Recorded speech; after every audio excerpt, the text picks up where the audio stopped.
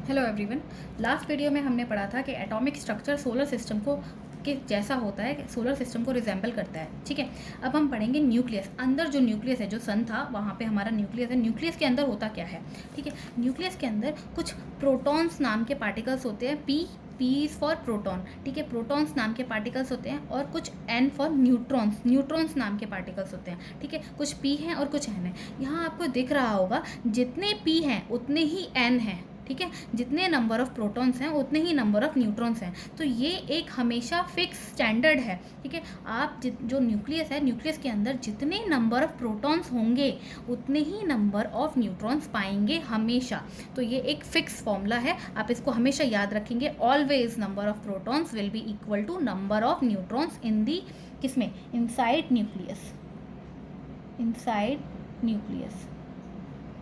ठीक है, अब P फॉर प्रोटॉन और N फॉर न्यूट्रॉन्स होता क्या है? ये तो हमने जान लिया कि कुछ न्यूक्लियस था, उसके अंदर कुछ कुछ पार्टिकल्स थे जिनका नाम हमने प्रोटॉन न्यूट्रॉन लिख दिया। ठीक है, अब ये होता क्या है? अब देखिए बच्चों, चार्जेस आप जानते हैं कि 3 टाइप के चार्जेस होते हैं। जनरली लोग सिर्फ 2 ही टाइप के चार्जेस जानते हैं। ठीक है, एक होता है पॉजिटिव, एक होता है नेगेटिव। हमें भी पता है ये वाली तो बात। ठीक है, बट एक और होता है ज़ीरो, मतलब कोई चार्ज नहीं। या फिर हो सकता है कि पॉजिटिव चार्ज भी था, नेगेटिव चार्ज भी था, दोनों ने एक दूसरे को कैंसिल आउट कर दिया। ठीक है, अगर कैंसिल आउट कर दिया तो टोटल जो नेट चार्ज है वो ज़ीरो हो गया। ठीक है, तो एक पॉजिटिव चार्ज होता है, एक नेगेटिव चार्ज होता है और एक ज़ीरो चार्ज होता है, यानी कि कुछ भी चार्ज नहीं है, न्यूट्रल, नो चार्ज। जो नो चार्ज होता है, यानी कि कुछ चार्ज नहीं है, उसको हम न्यूट्रल कहते हैं। क्या कहते हैं? न्यूट्रल। आप इसको याद रख लेंगे, इसको न्यूट्रल कहते हैं। अब P फॉर पॉजिटिव, तो P फॉर पॉजिटिव जो चार्ज है वो प्रोटॉन के अंदर मिलता है। ठीक है, प्रोटॉन मतलब ही होता है पॉजिटिव चार्ज। ठीक है, P for positive, P for proton. आप ऐसे याद रखेंगे कि P for positive, P for proton. ठीक है, यानी कि प्रोटॉन का जो है वो पॉजिटिव चार्ज है और नेगेटिव चार्ज क्या है? इलेक्ट्रॉन, जो बाहर जो घूम रहे हैं। ठीक है, आप ऐसे याद रखिए कि घर के अंदर हमेशा हम पॉजिटिव लोगों को बिठाएंगे और घर के बाहर जो बाहर घूम रहे हैं वो सब नेगेटिव लोग हैं। ठीक है, तो जो बाहर के जो इलेक्ट्रॉन्स हैं वो सब नेगेटिव हैं, जो बाहर घूम रहे हैं वो सब नेगेटिव हैं, और अंदर जो घर के अंदर बैठे हैं लोग P फॉर पॉजिटिव, तो वो सारे पॉजिटिव लोग हैं जो कि प्रोटॉन्स हैं। ठीक है, और कुछ जो N आपने जो पढ़ा है, N का मतलब है नो चार्ज। तो नो चार्ज मतलब न्यूट्रल, और न्यूट्रल का हमने नाम दे दिया इन पार्टिकल्स का न्यूट्रॉन्स। वही लिखा था हमने, number of protons will be equal to number of neutrons. ठीक है, तो अंदर अगर मैं टोटल चार्ज की बात करूं, अंदर हम जानते हैं P फॉर पॉजिटिव होता है, N फॉर ज़ीरो चार्ज होता है। ठीक है, ये भी पॉजिटिव है, ये कितना है? ज़ीरो चार्ज है। तो अगर मैं न्यूक्लियस के अंदर ओवरऑल चार्ज की बात करूँ तो ओवरऑल चार्ज कितना है? देखिए, ये एक पॉजिटिव, ये 2 पॉजिटिव, यानी कि टोटल 2 पॉजिटिव हो गए, और ये तो कोई चार्ज है ही नहीं, ज़ीरो, तो ये तो कुछ है ही नहीं। तो +1 और +0, यानी कि 2+2, और यानी कि 2 पॉजिटिव हो गए। तो ओवरऑल जो न्यूक्लियस का चार्ज होता है वो पॉजिटिव हो गया। ठीक है, क्योंकि एक पॉजिटिव ये दिया, इसने कंट्रीब्यूट किया, एक पॉजिटिव इसने कंट्रीब्यूट किया, दूसरा पॉजिटिव, ये दोनों तो कोई चार्ज कंट्रीब्यूट करते ही नहीं, इनका तो ज़ीरो चार्ज होता है।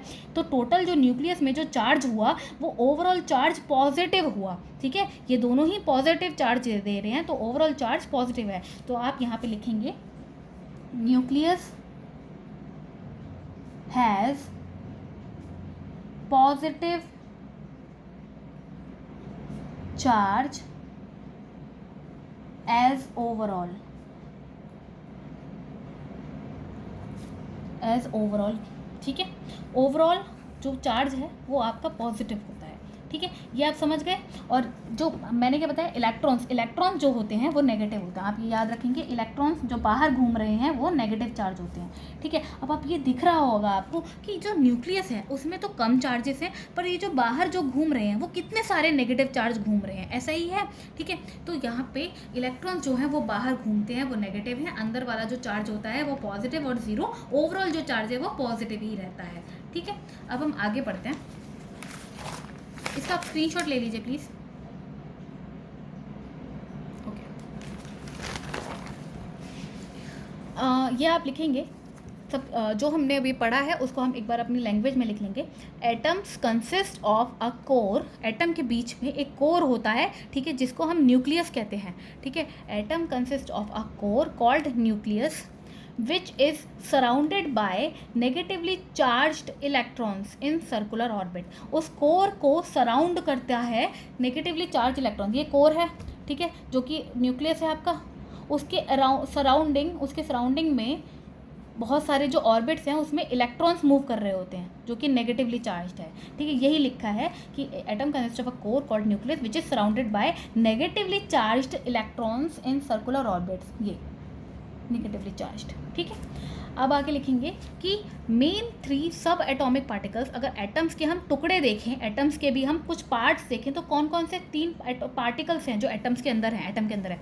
3 पार्टिकल्स हमने देखे, एक देखा इलेक्ट्रॉन्स जो बाहर मूव करते हैं जो कि नेगेटिव होते हैं, एक देखा हमने प्रोटॉन्स जो कि न्यूक्लियस के अंदर होते हैं और वो पॉजिटिव होते हैं, एक देखा हमने न्यूट्रॉन्स वो भी न्यूक्लियस के अंदर होते हैं बट वो कोई चार्ज नहीं होता, ज़ीरो चार्ज होता है उनका, ठीक है। तो अब आप इसको भी लिखेंगे, nucleus is made up of protons and neutrons, इन दोनों से ही बन के छोटा सा अंदर जो न्यूक्लियस है वो इन दोनों से बना होता है, पॉजिटिव और ज़ीरो चार्ज से, यानी कि nucleus is made up of protons and neutrons in equal number, वो हमेशा इक्वल नंबर में होंगे, जितने प्रोटॉन्स होंगे उतने ही न्यूट्रॉन्स होंगे। आप इस चीज़ को हमेशा याद रखेंगे, this is very important. number of protons will be always equal to number of neutrons inside nucleus, ठीक है। यही हमने बात यहाँ पे लिखवाई है, ठीक है। नाउ प्रोटॉन्स एंड न्यूट्रॉन्स किसमें, न्यूक्लियस के अंदर प्रोटॉन्स और न्यूट्रॉन्स हैं। Protons and neutrons are bound tightly within the nucleus के अंदर टाइट होते हैं एकदम, ठीक है। यानी कि ये जो प्रोटॉन्स और न्यूट्रॉन्स हैं वो न्यूक्लियस के अंदर हैं और वो क्योंकि न्यूक्लियस सेंटर है जो कि बाकी सबको भी खींच के रखता है, तो अगर सेंटर में ही कोई पार्टिकल्स होंगे तो वो तो कितना ज़्यादा फोर्स से वहीं खिंचे हुए होंगे। यानी कि ये अगर मैं इनको प्रोटॉन्स को बाहर मूव करवाना चाहूँ, बाहर निकालना चाहूँ तो मैं नहीं निकाल सकती, क्योंकि सेंटर हर एक चीज़ को खींच के रखता है, ठीक है।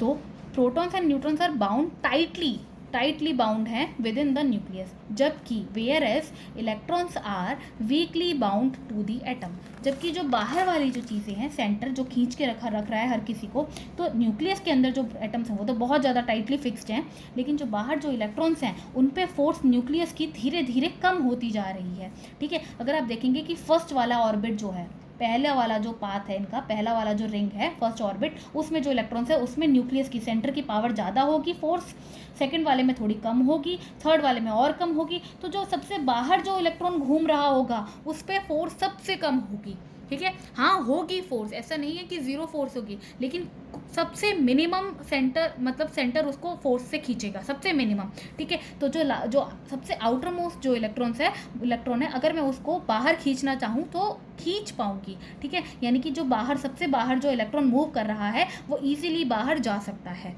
ठीक है। तो सेंटर जो है उस सबसे बाहर वाले इलेक्ट्रॉन पे सबसे कम फोर्स लगाता है, ठीक है। ये बात आपको समझ में आई। Electrons are weakly bound to the atom, ठीक है। तो अब हम समरी पढ़ लेते हैं जल्दी, ठीक है। समरी में हमने देखा 3 पार्टिकल्स होते हैं, प्रोटॉन, न्यूट्रॉन और इलेक्ट्रॉन। इलेक्ट्रॉन आपके नेगेटिव है, न्यूट्रॉन आपके ज़ीरो चार्ज है, प्रोटॉन आपका पॉजिटिव चार्ज है।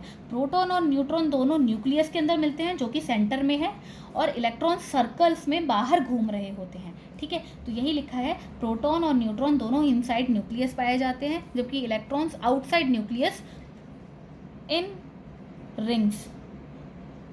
रिंग में पाए जाते हैं, ठीक है। टाइटली बाउंड होते हैं प्रोटॉन और न्यूट्रॉन, क्योंकि वो सेंटर में है, ये दोनों सेंटर न्यूक्लियस के अंदर है, तो इसीलिए टाइटली बाउंड है।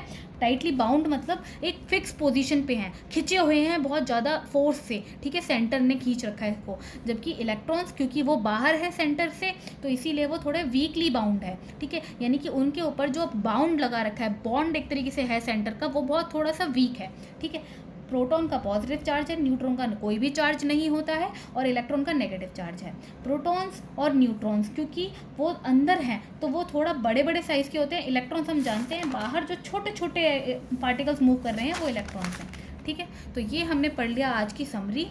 अब हम इसके कुछ प्रैक्टिस क्वेश्चंस देखते हैं, ठीक है। प्रैक्टिस क्वेश्चंस में हम जल्दी अभी देखेंगे। What are the charge particles of an atom.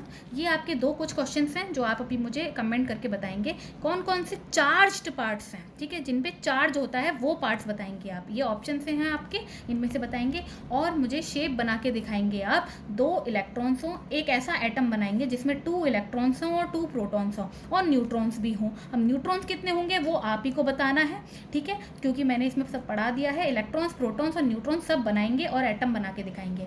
ये दोनों क्वेश्चंस आपके होमवर्क।